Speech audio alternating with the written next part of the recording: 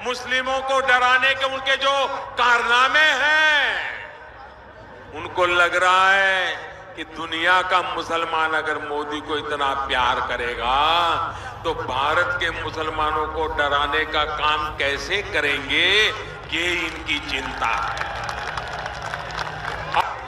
मैंने मांग की थी कि भारत में मुसलमान समाज में मध्यम वर्ग बढ़ रहा है, वे हज यात्रा करना चाहते हैं और मैंने कहा मुझे 2 लाख का कोटा कर दीजिए, उन्होंने कर दिया था भाइयों। साथियों, 2014 में सरकार बनने के बाद मैंने खुद पाकिस्तान के प्रधानमंत्री को शपथ समारोह में न्योता दिया था। हमने नए रिश्ते से दोस्ती का हाथ बढ़ाया था। मैं खुद लाहौर चला गया था, लेकिन बदले में हमें धोखा मिला। लेकिन आज जो इस्लामिक वर्ल्ड है, हमारे जो गल्फ के देश हैं, उनके साथ भारत के संबंध मौजूदा दौर में भारत के इतिहास में सबसे बेहतरीन आज हमारे संबंध है। और ऐसे बयान देते हो, अरे पहले कम से कम अपने राज्य के कानून के जो जानकार है उनसे जरा बात तो कर लो, बंद कमरे में कर लो, ताकि ऐसी बेइज्जती ना हो आपकी। जरा अपने एडवोकेट जनरल से पूछो कि क्या ऐसा किया जा सकता है क्या, क्यों ऐसा करते हो भाई। साथियों, नागरिकता संशोधन कानून का विरोध करने वालों के हाथ में लोकशाही देश में, अहिंसा के पुजारी महात्मा गांधी के देश में विरोध के नाम पर जब ऐसे लोगों के हाथ में ईंट पत्थर और लाठियां देखता हूं तो मुझे भी और 130 करोड़ देशवासियों को भी तकलीफ होती है। होती है कि नहीं होती है? होती है कि नहीं होती है? कोई हिंसा से सहमत है क्या? आगजनी से सहमत है क्या? निर्दोषों की पिटाई से सहमत है क्या? लेकिन भाइयों बहनों, मेरी सोच अलग है। उनके हाथ में जब हिंसा के साधन देखता हूं, हिंसा का व्यवहार देखता हूं तो तकलीफ होती है।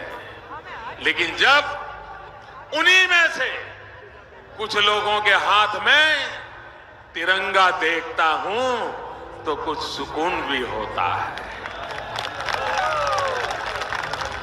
मुझे पूरा विश्वास है कि एक बार जब हाथ में तिरंगा आ जाता है तो वो फिर कभी हिंसा का, अलगाव का, बांटने का, राजनीति का समर्थन कभी नहीं कर सकता है।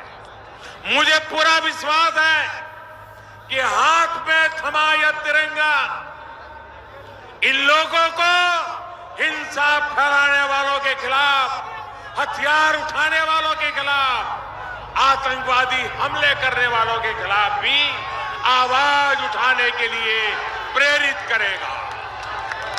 मुझे पूरा विश्वास है कि हाथ में थमा यह तिरंगा इन लोगों को, और ये मेरी बात उन तक पहुंचनी चाहिए, हाथ में तिरंगा लेकर के जो खड़े हैं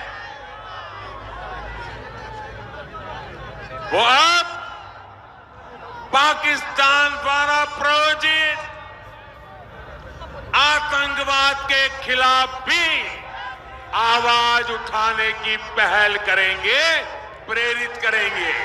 करना चाहिए कि नहीं करना चाहिए? आतंकवाद के खिलाफ उन्होंने बोलना चाहिए कि नहीं बोलना चाहिए? पाकिस्तान के करतूतों के खिलाफ बोलना चाहिए कि नहीं? यही है कसौटी, यही है कसौटी। तिरंगा उठाना हमारा अधिकार है, लेकिन हाथों में आया तिरंगा जिम्मेदारियां भी लेकर के आता है। साथियों, कांग्रेस और उसके सहयोगी आज इस बात से भी दिल मिलाए हुए हैं कि आखिर क्यों मोदी को अंतर्राष्ट्रीय स्तर पर और खासकर मुस्लिम बहुल देशों में इतना समर्थन मिलता है। क्यों वो देश मोदी को इतना पसंद करते हैं।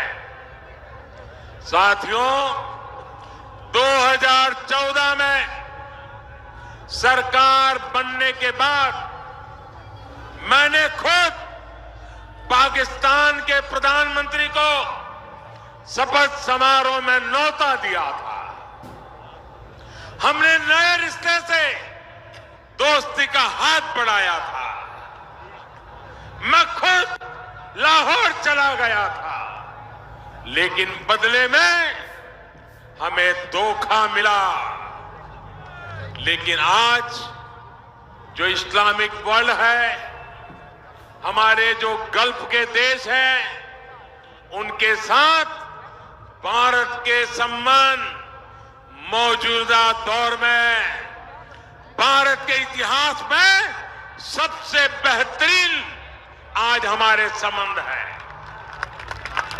और उसके कई वजह हैं।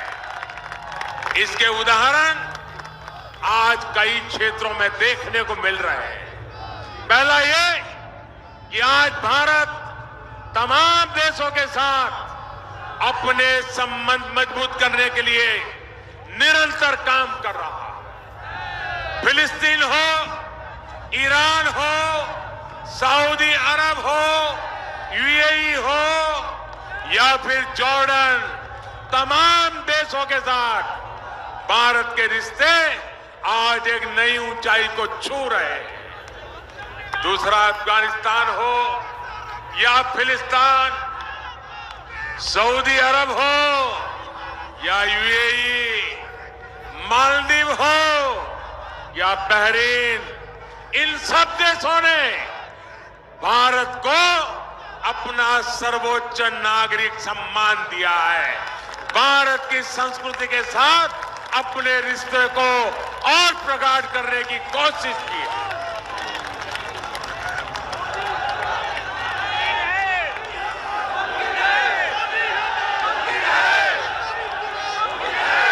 इसी का परिणाम है कि सऊदी अरब ने भारत से जाने वाले हज यात्रियों को कोटा में अप्रत्याशित रूप से बढ़ावा किया।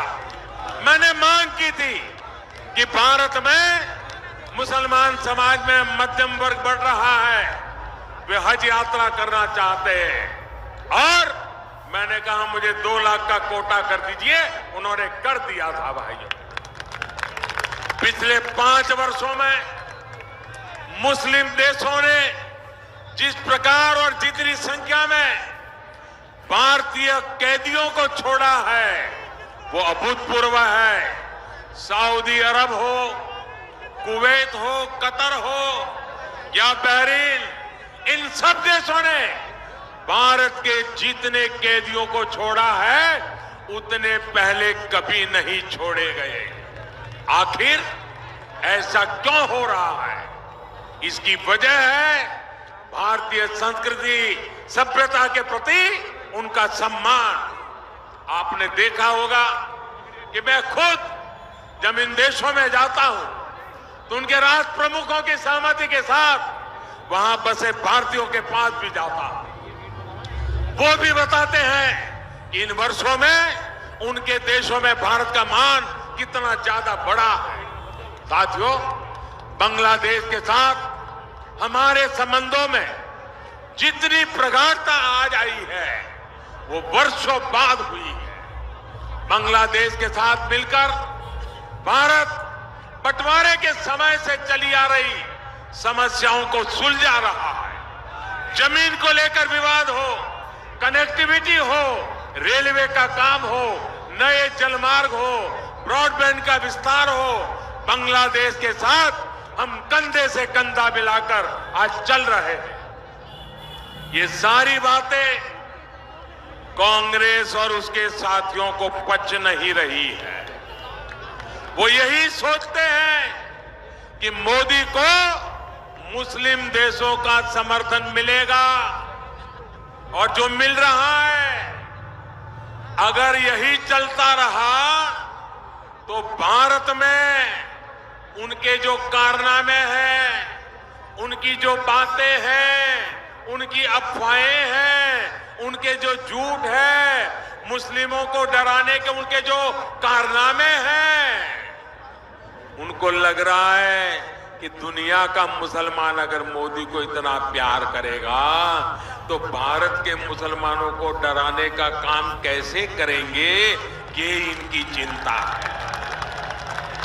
और इसलिए समय समय पर ये दल नई नई साजिशें लेकर के आते हैं। इस समय भी इनकी साजिशों का नया दौर शुरू हुआ है। ऊपर से लोकसभा चुनाव के नतीजों ने 3 तलाक पर मुस्लिम बहन बेटियों और उनके पिता भाइयों के समर्थन ने इनकी टेंशन और बढ़ा दी है। और इसलिए मैं कहूंगा, टैप रिकॉर्ड की